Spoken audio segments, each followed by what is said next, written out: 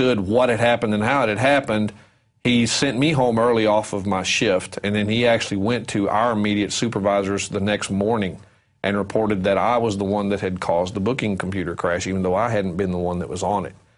And when I tried to bring up the fact that it was this individual that had caused this problem and what he was doing in the interim, that's when they threatened me with jail and everything else if I wouldn't leave. So the cover-up kicked in. And, of course, this is a microcosm of, say, Penn State, where for 18 years they've been covering it up and going after the police officers and people that tried to expose it. And that's a microcosm of the big mega banks controlling all the regulators and persecuting people at the SEC that blew the whistle. I mean, it's I guess, a system of where you went after something relatively petty, but they then tried to persecute you, making it something bigger, because undoubtedly there was more going on above that. Well, they compounded it with the fact that I'd bringing up these other issues where I believe these arrests were being done illegally, which of course affects the revenue generation, especially on the traffic citation side. Most of these arrests that were occurring were on a citation basis, and each one of those citations is worth X amount of dollars in revenue to the city. Basically, the laws of Texas are set up where a city gets to keep up to 50% of the amount of money collected in these fines and fees, while the other 50% goes to the state. So you can honestly say that the municipalities and the counties, their revenue generation is sanctioned by the state because it's a profit-sharing program. So the state won't interfere with it unless the individual causes such a stink as to make them have to look twice at the issues. That's where I come into play. My job is to educate people on what the actual law is. Here's what you're being told. Here's what it actually says. Here's how they're misusing it against you in order to commit fraud and to steal.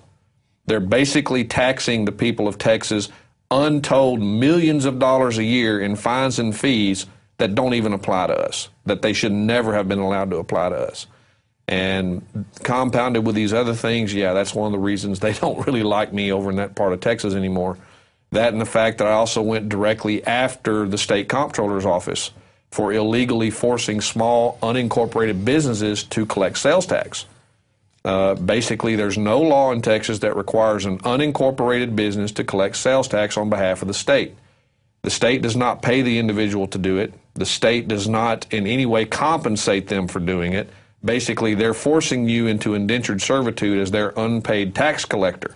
It's on your dime that you have to take the time to accumulate the money, prepare the reports, file the reports, and pay in the money, and that's all out of your pocket, and the state doesn't compensate you in any way for it. That, in my book, is indentured servitude. When I challenge the state on this, that's when they begin raiding my business under false pretenses, SWAT style. They actually raided my computer repair service business 3 separate times at gunpoint. You would think they were raiding one of the largest drug labs in all of Texas the way they came in there. And again, this is the law.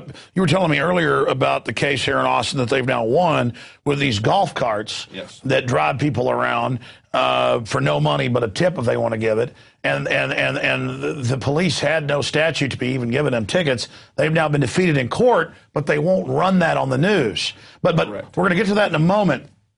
Define for people the process of going from liberty to tyranny and how it takes place. Well, it takes place over time. If they actually tried to do it all at once, the people would see it for what it is and rise up against it. That much I honestly believe. But over generations, what they've done, they have slowly indoctrinated us into accepting this is the way things are. They teach it to our kids in school. They teach it to the teenagers in college. They teach it to the adults now that have grown from that generation on up. And it's been a slow over time type of thing. And we've come to accept it where now we've got the public servants have now tried to convert our society of being from their attitude of being a servant into their attitude of being the master of the people. They've completely done a role reversal on the way our republic was set up.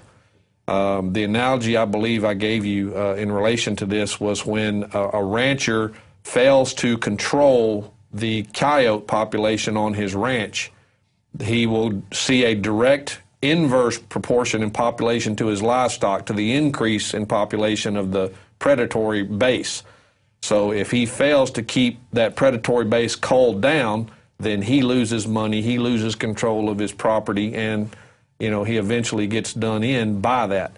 And what we've got now is the state, instead of becoming the servant and protecting the rights of the people as we set them up, they have become the predator. And we, the people, are not keeping that predatory base minimized. And that's what the founders warned us about. Exactly. It's common sense. It happens in every culture, and every form of classical tyranny is now being set up, but they've gone further, adding all this high-tech grid to it. And now in all these training manuals that good police have sent us that have made national news, they say returning veterans of the enemy, gun owners, libertarians, people that talk about the Constitution, these common law people, these pro se litigants, these libertarians. Well, we're the real Americans. I mean, we are the people who are following what the Republic was set up for, that produced all this wealth and freedom and private property. And we've literally got this occupational foreign corporate takeover, the New World Order, looting and stealing everything now publicly. And then they've gone and brainwashed the cops and told them these are the bad guys. Exactly. I mean, it's incredible, and now it's coming to a head. But we've got a lot of new viewers out there. Millions, end up watching this one way or another, these shows. We have the prisonplanet.tv viewers, but then it goes out later to YouTube and all the other channels. And a lot of times I see comments in the videos like, well, the cops have got to spy on you without a warrant because they want to get the bad guys. But meanwhile, the government's caught shipping guns into Mexico, drugs back in. The troops grow the opium in Afghanistan. I mean, it's so corrupt, I can't even describe it. And they're actually, the corruption's taking over now where if you're against the evil, you're bad. They openly say, you're evil because you can see. You've got the They Live sunglasses on. But for the lay folks out there, citing court cases, whatever, give people 4 or 5 examples of the way it is under common law, Constitution, and in the last 100 years, the way it's been put into the opposite, inverse position. Well, under the original concept of the Constitution, the people themselves were in charge, and basically you and I could only go to each other in court if you or I could prove the other had committed them a harm. Same thing with a criminal act. There was a time when there had to be a victim to be a crime. Now we have all multitudes of crimes that have no victim. The differentiation in these are the malum in se crimes, which are crimes that are crimes in and of themselves, such as murder, for instance. That's a crime against humanity in and of itself. Then you have the traffic citations, where there is no victim, there is no one harmed, and yet a crime has been committed. Some states, they're civil, but here in Texas, they are criminal actions. Now, as far as what that goes, there's lots of things that these statutes they govern us under have attempted to do to circumvent our constitutional protections. For instance, Texas law is written into the Transportation Code with the presumption that you have waived all of your rights. For instance, Chapter 601, where you have to deal with the financial responsibility requirements, the language in that very specifically states the burden of proof to prove their innocence is now on the accused. They don't have to prove you're guilty. They have already presumed by statute you are, in fact, guilty as charged. So this runs directly 180 degrees according to all basic English, Anglo-Saxon, common law, the Constitution, Bill of Rights, Declaration of Independence. People claim they're these red-blooded Americans. Yeah, take people's rights. It's red-blooded. No, it's the opposite. That's correct. 601.053, Texas Transportation Code will spell that out plainly. Now, that is completely inverse to the way it's supposed to work. The Code of Criminal Procedure says very clearly, an individual's presumption of innocence shall never be tarnished by the state. It cannot be tarnished, yet the statute specifically does that.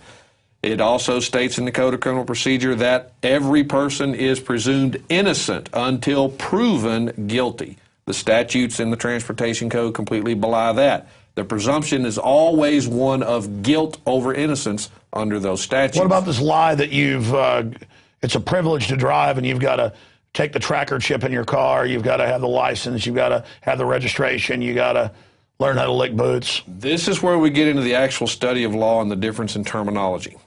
You have to be very particular in the terminology you use, in the fact that when the law defines a word, term, or phrase, it is an absolute certainty that word, term, or phrase is not being used in the common English sense.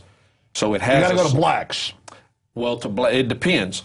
The Supreme Court begins with Bouvier's, and if the term is not defined in Bouvier's 1856 edition, then they will rely on Black's. The states rely almost exclusively on Black's Law. But normally, if the statute defines the term, that definition is what controls over blacks or over anything else. Second to that, if the term is not defined, you can go to blacks. And if it's not defined in blacks, then you can go to case law. Then if it's not defined in case law, you can go to the Standard English Dictionary. Those are basically the hierarchies you have to follow to determine whether or not a word or phrase. And notice in law, it's always the older is the more powerful. You look at all this new crud they just make up. It's just stuff to confuse the cops and magistrates so they'll carry out the fraud. It's a hoax. Like Rick Perry saying it's the law, you got to take Gardasil. And people finally went, there is no law. What? And he said, yeah, there is. I said so. Yeah, that's exactly right. It's just flim-flam. It very much is. And so in reference to your question, when you use the term drive, when you're driving... That brings in commercial. Correct. It's the right to locomotion or travel. Correct. When you use that term, then what you asked me in the question, yes, you must submit. You must submit because... That's why I said drive, because I wanted to point out that, well, oh, it's a privilege to drive. Well, you know what? We, under common law, have said under commerce, driving this locomotive or this big whatever, we've decided that, yes, that can be regulated because it's commerce. Well, not only commerce, but the commerce itself has to present an inherent public danger or interest that they can regulate.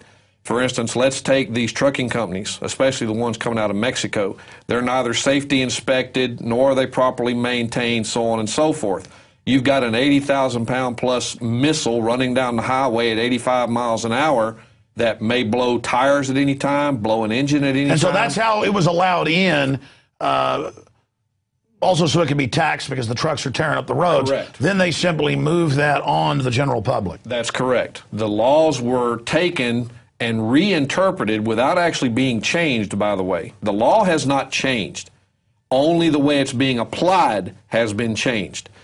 They have taken these words and phrases with these common meanings, and they have readjusted them to cover an area they were never meant to cover.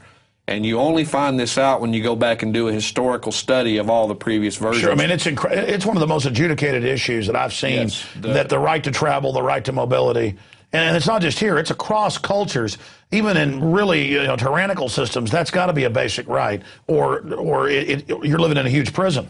That's true. And the first Transportation Act of any kind in Texas was originally enacted in 1917. When you start with that act and you move forward, let's consider that the automobile came along in the late 1800s. So from there up until 1917, there was no regulation on automobiles of any kind in Texas. Now, if you're an owner of an automobile at that time and the state turns around and writes a law that says you can no longer use your automobile without our consent, that runs afoul of the constitutional right to own and use property. All right? You purchased it. It belongs to you. Now the state's telling you that unless you get their permission, you can't even use it. There's nothing correct and right about that. Well, the power to tax is the power to destroy. George Washington realized corporations, companies in England didn't like the competition. They were putting regulations and taxes in and admitting it was meant to shut down their competition. I mean, I heard Jack Abramoff, the famous corrupt convicted lobbyist, on MSNBC last night when I was driving home at about 10:30. They were re-airing it. And he said, listen, I'm doing what everybody else does, but yes, it's criminal. But he said, I was paid every day, hundreds of millions of dollars overall, to go lobby government to shut down corporations' competition. Right. I mean, and the general public, you tell them this, and they think, oh, that's not happening. No, it's very, very simple. And Google's been lobbying that humans don't even be able to drive cars. They've already got a bunch of states letting them drive robot cars everywhere.